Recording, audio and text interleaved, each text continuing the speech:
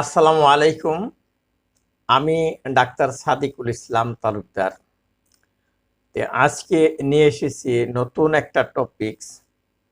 সেটা হচ্ছে সবার জন্য না, এটা হলো যারা রিসার্চার্স বা অথার, জার্নালের আর্টিকেলের অথার বা রিসার্চার বা এডিটর বা পাবলিশার, তাদের জন্য একটা টপিকস।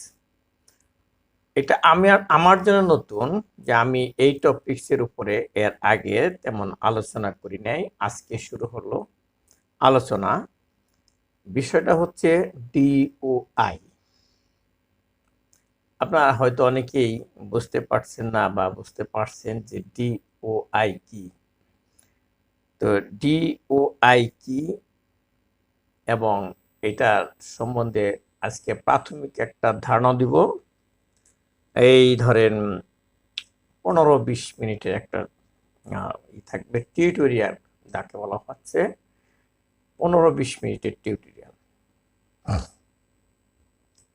তো আসুন শুরু করি। তা আমি ইন্টারনেটে পড়ে পড়ে কিছুটা ধারণা নিয়েছি যে ডিওআই কি। সেটার আলোকে আমি আজকে একটা প্রেজেন্টেশন তৈরি করছি। প্রথম পর্বে হবে 20 মিনিট বা 15 মিনিটের একটা পর্ব। টপিকসের নাম হচ্ছে ডিওআই বা ডিজিটাল অবজেক্ট আইডেন্টিফায়ার, ডিওআই। আমি ডাক্তার সাদিকুল ইসলাম তালুকদার। আমার অর্কিড মানে open researcher and contributor ID হচ্ছে https://orchid.org/009-001-0166-4620। এটা হচ্ছে আমার আইডি, আমার রিসার্চার হিসেবে এবং কন্ট্রিবিউটর হিসেবে ইউনিক একটা আইডি। আমার যে এখানে অ্যাড্রেসটা দেওয়া আছে এইচটিটিপির পরে, এইটুকু লিখে ব্রাউজারে ক্লিক করলে আমি এজ এ রিসার্চার এবং কন্ট্রিবিউটর আমার তথ্য আসবে। এরকম আপনারাও যারা এইরকম রিসার্চার আছেন বা কন্ট্রিবিউটর আছেন, অথর আছেন, তারাও এই https://orchid.org গিয়ে আপনাদের নাম রেজিস্ট্রেশন করতে পারেন। এটা একটা ইউনিক আইডেন্টিটি থাকবে আপনার রিসার্চার হিসাবে। এই নিয়ে আমি আজকে বেশি কিছু বলবো না, যদি পারি আরেকদিন এই অর্কিড আইডি নিয়ে আলোচনা করব। ডিজিটাল অবজেক্ট আইডেন্টিফায়ারের আমি যে এখন যেটা দেখাচ্ছি সেটা হচ্ছে তার লোগো। এখানে একটা হলুদ বলয়ের মাঝখানে কালো অক্ষরে ডি আর সাদা অক্ষরে ও এবং আই। এটা কিন্তু registered logo of digital object identifier, DOI. এর ফুল নেম হচ্ছে ডিজিটাল অবজেক্ট আইডেন্টিফায়ার। অ্যাক্রোনিম মানে সংক্ষিপ্ত নাম হচ্ছে ডিওআই। ডিওআই আর এই অর্গানাইজেশন নাম হচ্ছে ইন্টারন্যাশনাল ডিওআই ফাউন্ডেশন। এটা একটা অর্গানাইজেশন। এই অর্গানাইজেশনের নাম হচ্ছে ইন্টারন্যাশনাল ডিওআই ফাউন্ডেশন। এটা হচ্ছে একটা not for profit organisation. Introduced in 2000 সনে এটা চালু হয়েছে।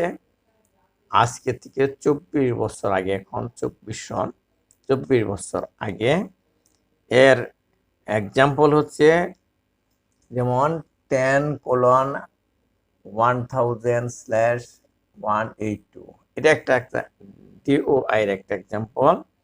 এর ওয়েবসাইট কিরকম হবে, DOI org/the identifier what is a DOI. এটা এখন বিস্তারিত না বলে আমি পরে বলতেছি। এরপরে আসতেছে যে হোয়াট ইজ ডিওআই এর একটা ব্যাখ্যা দিচ্ছি আমি। A digital object identifier is a persistent identifier or handle used to uniquely identify various object। যে ডিজিটাল অবজেক্ট আইডেন্টিফায়ার হলো এটা একটা পারসিস্টেন্ট, এটা থাকবেই। একবার যদি আইডেন্টিটি নাম্বার নেই কোনো একটা ডিজিটাল অবজেক্টের, ডিজিটাল অবজেক্ট কিন্তু এরকম চেয়ার টেবিল এগুলি না, আমাদের ডিজিটাল যে কন্টেন্ট, ধরুন একটা আর্টিকেল যা প্রিন্টেড মিডিয়াতে না, এটা ডিজিটাল মিডিয়াতে আছে, যে সেইটাকে আইডেন্টিফাই করার জন্য ইউনিক একটা নাম্বার থাকবে, আইডেন্টিফাইং একটা হ্যান্ডেল থাকবে। সেটা হচ্ছে অবজেক্ট, সেটা একটা object standardised by international organisation for standardisation, ISO, international organisation, সেটার নাম হচ্ছে আইএসও। সব কিছুরই একটা স্ট্যান্ডার্ডাইজেশন তারা মেনটেন করে। এইখানেও এই ডিওআই তারা এটা রিকগনাইজ করবে। ডিওআই আর an implementation of the handle system. They also fit within the URL system, Uniform Resource Identifier. আমরা জানি যে ইউআরএল, ইউনিফর্ম রিসোর্স যে লিঙ্ক আছে সেটা, এটাকে আরেক কথা বলা যায় ইউআরআই সিস্টেম বা ইউনিফর্ম রিসোর্স আইডেন্টিফায়ার। এটাও কেউ ইন্ডিকেট করে এই DOI. They are widely used to identify academic, professional, and government information. Academic, professional এবং গভর্নমেন্ট ইনফরমেশনের তাদেরকে আইডেন্টিফাই করে। সাজেস জার্নাল আর্টিকেল, আমার বিষয়টা, আমি নিজে জার্নালের এডিটর, জার্নাল নিয়ে কাজ করি, জার্নাল নিয়ে এরপরেও লেকচার দিব, কাজেই এটা একটু হাইলাইট করলাম আমি। Journal article, research report, data sheet and official publication, এইগুলি আমি এই নিয়ে আলোচনা করব। এবং এই যে ডিওআই, এইটা আইডেন্টিফাই করে দেয় আমাদের জার্নালের আর্টিকেলগুলোকে। ধরেন একটা এক্সাম্পল দিলাম, জার্নালের আর্টিকেল কার কোনটা কোথায় আছে সেটা করবে।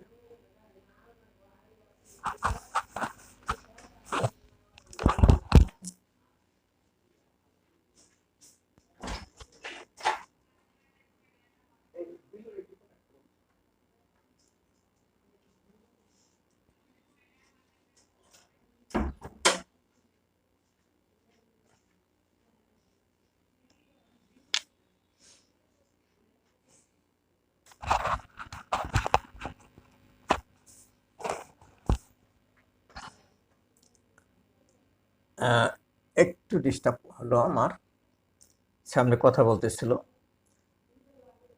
আমি আবার শুরু করি। তাহলে they are widely use to identify academic, professional and government information such as journal article, research report, data sheet and official publication, এইগুলি আইডেন্টিফাই করে দেয়। A DOI aims to resolve to its target the information object to which the DOI refers.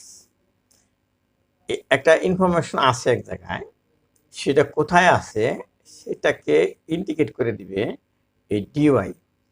This is a this is achieved by binding the DOI to metadata. তাহলে কিভাবে করে এটা, যে একটা অবজেক্টের যে মেটাডাটা থাকে, একটা ডাটা, মেটাডাটা কি? মেটাডাটা হচ্ছে ডাটা অ্যাবাউট দি মেটাডাটা, মানে ডাটা অ্যাবাউট দি ডাটা, সেটা হচ্ছে মেটাডাটা। ধরুন একটা আর্টিকেল আছে, তা আর্টিকেলের থাকবে একটা টাইটেল, আর্টিকেলের থাকবে অথার, আর্টিকেলের থাকবে একটা অ্যাবস্ট্রাক্ট, আর্টিকেলের থাকবে কিওয়ার্ড, আর্টিকেলের থাকবে একটা ইউআরএল, মানে ওর ওয়েবসাইটের অ্যাড্রেস থাকবে। তো এইগুলি কিন্তু সম্পূর্ণ আর্টিকেল না, আর্টিকেল একটা আলাদা আছে, তার মেটাডাটা হলো এইগুলি। আবারও বলছি, একটা টাইটেল থাকবে, একটা ইউআরএল থাকবে, অথার্স থাকবে, তারপরে জার্নালের নাম থাকবে, এইগুলি হচ্ছে মেটাডাটা। তাহলে এই এমন একটা ইউআরএল এর সাথে বাইন্ডিং থাকবে এই ডিওআইটা, যেখানে ক্লিক করলে বা যেটা লিখে সার্চ দিলে ওই যে আর্টিকেলের মূল আর্টিকেল যেখানে আছে সেটা বের হবে। এটা একটা ইউনিক আইডেন্টিফাইং নাম্বার থাকবে সেটি DOI. Thus by being actionable and interoperable. Actionable, interoperable, মানে এখানে ক্লিক করলে সেইটা বের হবে। A DOI differs from ISBN. ISBN থেকে এটা আলাদা। তো সেখানে শুধু তাকে আইডেন্টিফাই করা যাবে, কিন্তু ওই আর্টিকেলটা বের হবে না। একটা জার্নালের নাম বের হবে, কিন্তু জার্নালটা বের হবে না, এরকম। The DOI system uses the indices content model for representing metadata. আমরা বলি না ইন্ডেক্স জার্নাল, জার্নালটা ইন্ডেক্স হয়েছে, তার মানে জার্নালের কন্টেন্টগুলা ইন্ডেক্স হয়েছে একটা ডাটাবেসে। যেমন পাবমেড একটা ডাটাবেস, এটা আমরা পাবমেডে ইন্ডেক্স করি যে সমস্ত জার্নাল, সেগুলি পাওয়া যায় সেখানে। কিন্তু এটা হবে কি, যে এই এই ডিওয়াইতে যদি ইন্ডেক্স হয়, তাহলে যত লাখ আর্টিকেল বা অবজেক্ট ইন্ডেক্স হয়েছে সেটা এখানে সার্চ দিলে বের হয়ে আনা যাবে। শুধু সেখানে স্টোর থাকবে মেটাডাটা, ডিওয়াই অর্গানাইজেশনের মেটাডাটা স্টোর থাকবে। ওই নাম্বারে ক্লিক করলে সেই আর্টিকেলটা যে ওয়েবসাইটে আছে সেখান থেকে বের হয়ে আসবে, ইন্ডেক্স হবে। The DOI for a document remains fixed over the lifetime of the document. এটা ইম্পর্টেন্ট কথা।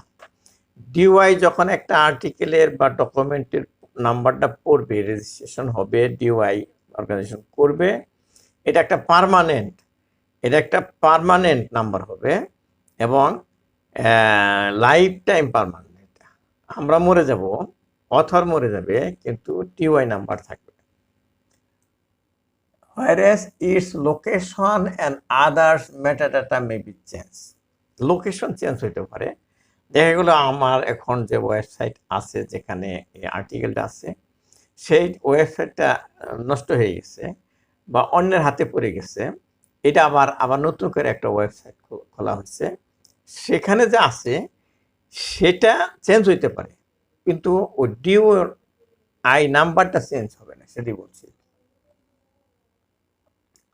Referring to an online document by its DOI should provide a more stable link than directly using its URL. পার্থক্য কি তাহলে? URL এবং DOI নাম্বারের পার্থক্য হলো যে ইউআরএলটা পার্মানেন্ট নাও হইতে পারে, কিন্তু ডিওআইটা হবে পার্মানেন্ট। যদি ইউআরএল চেঞ্জ হয়ে যায়, সেটা আবার মডিফাই করে ইউআরএল এর সাথে কানেক্ট করতে হবে, ডিওআই এর সাথে কানেক্ট করতে হবে। But if the URL changes, the publisher must update the metadata for DOI to maintain the link to the URL. ওই ইউআরএল এর সাথে আবার লিঙ্ক দিয়ে দিতে হবে আপডেট করে। It is the publisher's responsibility to update the DOI database.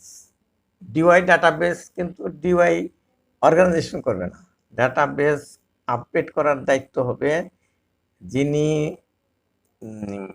Journal article maintain করতেছেন তিনি এটা করবেন। If they fails to do so, the DOI resort to dead link. সেই লিঙ্ক ডিওআই ক্লিক করলেও সেটা কিছুই পাবে না, ডেড লিঙ্ক হয়ে যাবে, লিভিং দি ডিওআই ইউজলেস।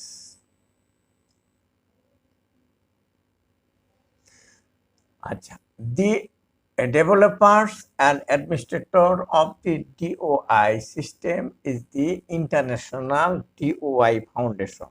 তাহলে এই যে এই জিনিসটা ডিওআই সিস্টেমটা ডেভেলপ করলো কে? এটা একটা ফাউন্ডেশন করছে, ইন্টারন্যাশনাল ডিওআই ফাউন্ডেশন বলা হয় IDF, which introduced it in 2000 সনে এটা ইন্ট্রোডিউস হয়েছে। Organisation that meet the contractual obligation of the DOI system and are willing to pay to become a member of the system can assign DOI. তাহলে যারা যে সমস্ত organisation এটা maintain করবে তাদের DOI, তারা এই তাদের তাদের অব্লিগেশন আছে, তারা কন্ট্যাক্ট করবে মেম্বারশিপের মাধ্যমে, ওই ডিওআই এর মেম্বারশিপের মাধ্যমে। The DOI system is implemented through a federation of registration agency. তাহলে এটা যেন একটা রেজিস্ট্রেশন করতে হবে, মেম্বারদের রেজিস্ট্রেশন। তো মেম্বারদের রেজিস্ট্রেশন কিন্তু ডিওআই নিজে করবে না, ডিওআই এর আন্ডারে অনেকগুলো এজেন্সি থাকবে, সেই এজেন্সিগুলা এই ডিওআই মেম্বারদেরকে রেজিস্ট্রেশন। মেম্বার কারা? যারা তাদের আর্টিকেল বা অবজেক্টগুলোকে রেজিস্ট্রেশন করবে। কিন্তু এই মেম্বারশিপ করার ফিস নিয়ে মেম্বারশিপ করার দায়িত্ব হলো এই এজেন্সির।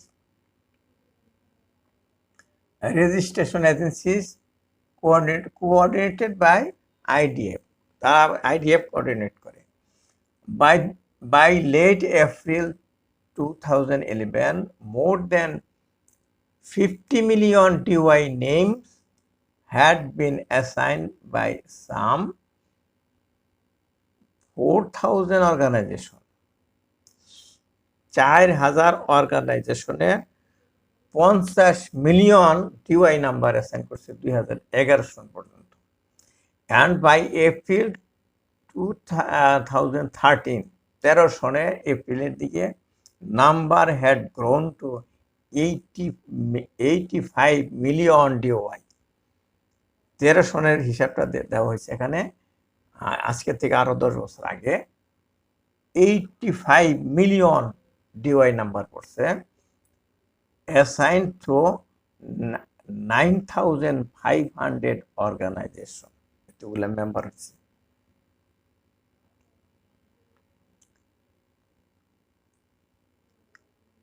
তা এখন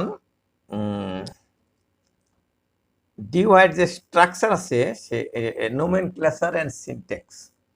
A DOI is a type of handle system, handle which takes the form of a character string divided into two parts, a prefix and a suffix separated by a slash.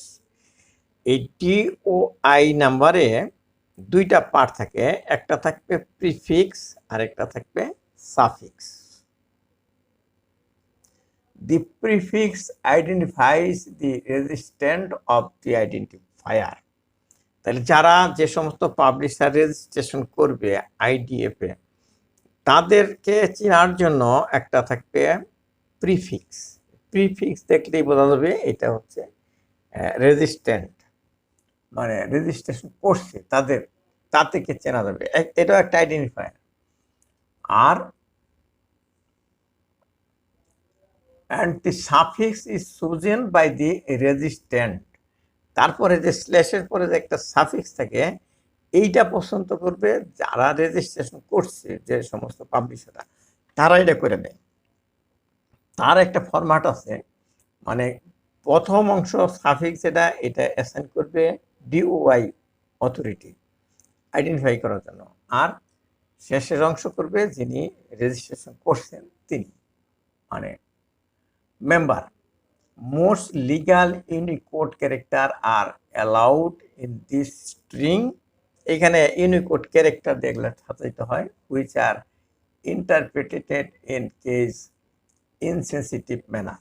Case insensitive, এখানে বড় হাতের অক্ষর ছোট হাতের অক্ষর, small letter capital লেটারে কোনো সমস্যা নাই, একটা লেখলেই হলো, সাধারণত স্মল লেটারে লেখা হয়।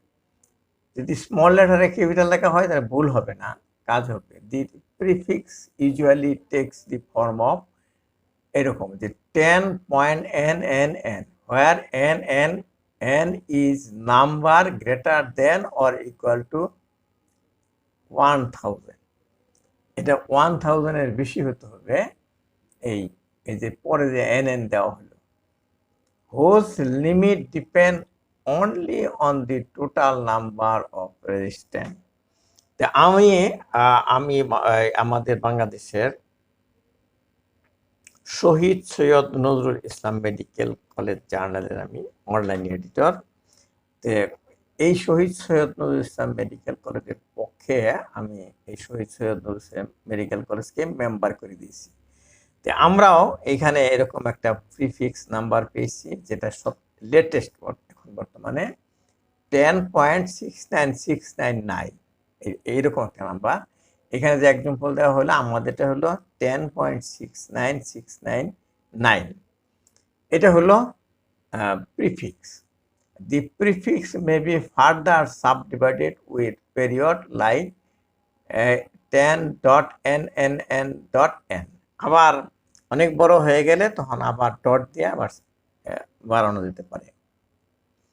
ফর এক্সাম্পল TUI নেম 10.1001/182, এটা একটা কিন্তু TUI হতে পারে।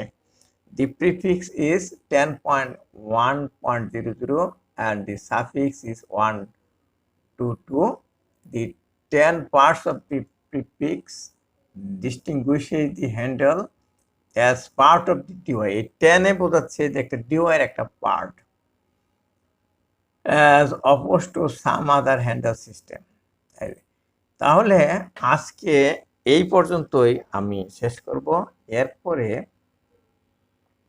এরপরে আমরা টিওআই এর আরো যে স্ট্রাকচার আছে, আমরা কিভাবে ডিইউআই পেতে পারি, এই পরের টিউটোরিয়াল ক্লাসে আমরা সে নিয়ে আলোচনা করব। আর এই পর্যন্ত আমি যে আলোচনা করলাম এর মধ্যে যারা একটু বুঝতে সমস্যা হয়েছে বা আমাকে বোঝানোর সমস্যা হয়েছে, তো তারা আমার কমেন্টে লিখুন, আমি সেটা ক্লিয়ার করার চেষ্টা করব। আর আমি কেন এত বড় একটা জিনিস বাংলায় বলছি, যে আমি চাচ্ছি যে আমাদের যে ইয়াং রিসার্চার আছে বাংলাদেশে, তাদের জন্য যাতে সহজ হয় এবং আমি তাদেরকে যেন সহজে বুঝাতে পারি। আমার উদ্দেশ্য হলো বোঝানো আর কি, সেই জন্য সম্পূর্ণ ইংলিশ না বলি, বাংলা ইংরেজি মিক্সচার করে আমি বললাম, এর জন্য কিছু মনে করবেন না। আজকের মতো শেষ করছি, আল্লাহ হাফেজ। আর যারা শুনলেন তারা যদি মনে করেন আপনাদের বন্ধুর কাছে শেয়ার করলে তারাও উপকৃত হবে, তাহলে শেয়ার বাটনে ক্লিক করে শেয়ার করে দিন। এই বলে আজকের পর্ব শেষ করছি, পরবর্তী পর্ব দেখার আমন্ত্রণ রইল। আল্লাহ হাফেজ।